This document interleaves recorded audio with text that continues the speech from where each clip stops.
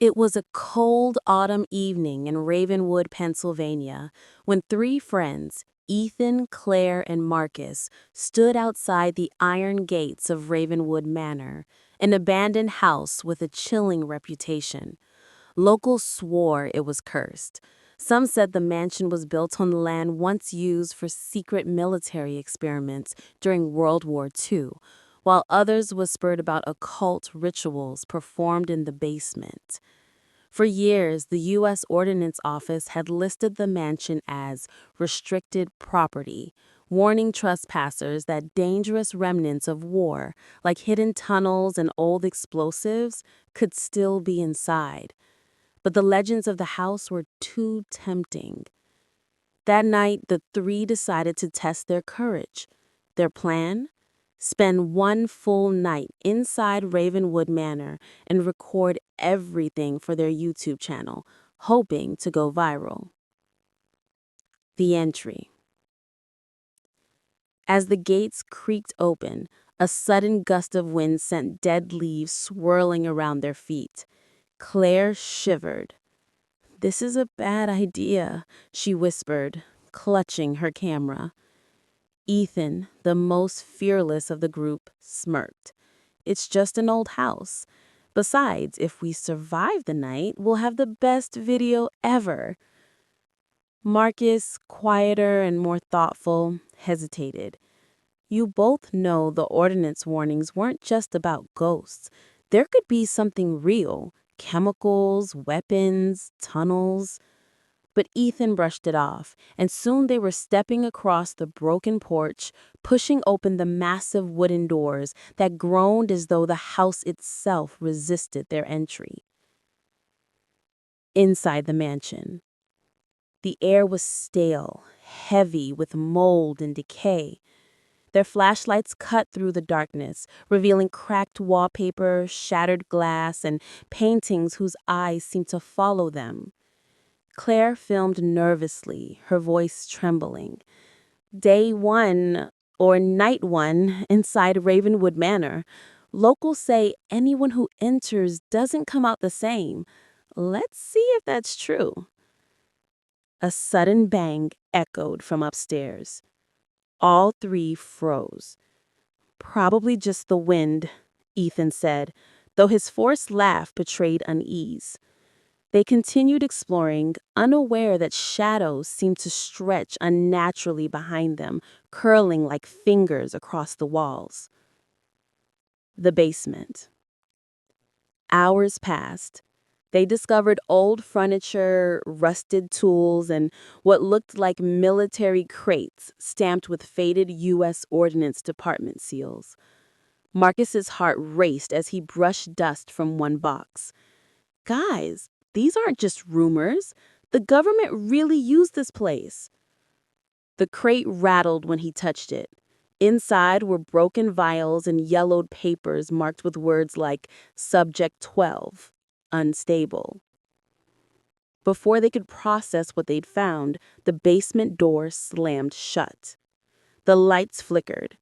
And then, footsteps. The entity. From the corner of the basement, a shape emerged. It wasn't fully human, its skin gray and cracked, and its eyes glowed faintly like embers. It looked tortured, as if it had been trapped between life and death for decades. Claire screamed. Ethan raised his flashlight, and for a moment the figure vanished into thin air. But a chilling voice whispered through the room, "You shouldn't be here." Marcus dropped the crate lid in terror. This place wasn't haunted. It was a test site. Those experiments, they didn't die. They're still here. The air grew unbearably cold. Shadows slithered across the walls, converging toward the three friends. The escape attempt.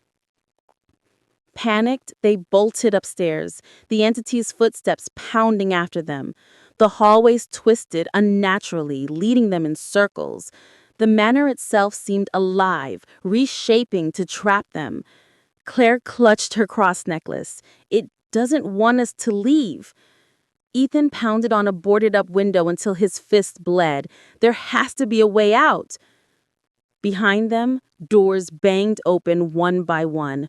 Whispers echoed through the corridors, repeating in a dozen voices, "Stay with us forever." The final choice.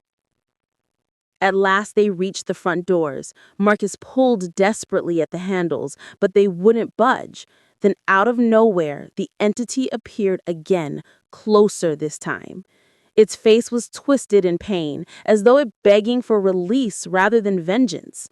Marcus realized the truth.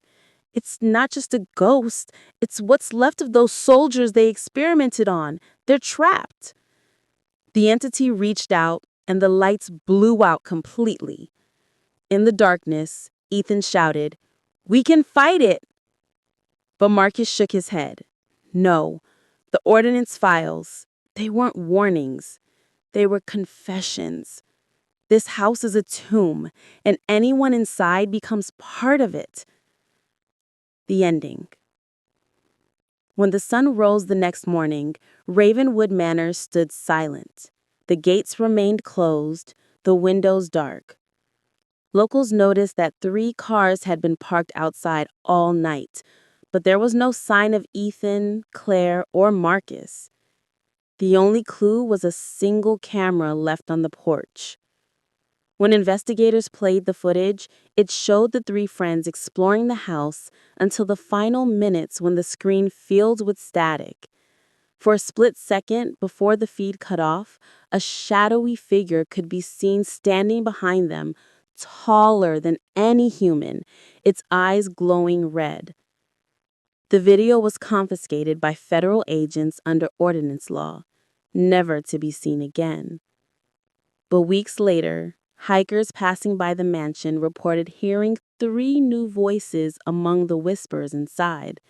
A man laughing nervously, a girl sobbing, and another whispering, "We shouldn't be here." And so the curse of Ravenwood Manor claimed 3 more souls.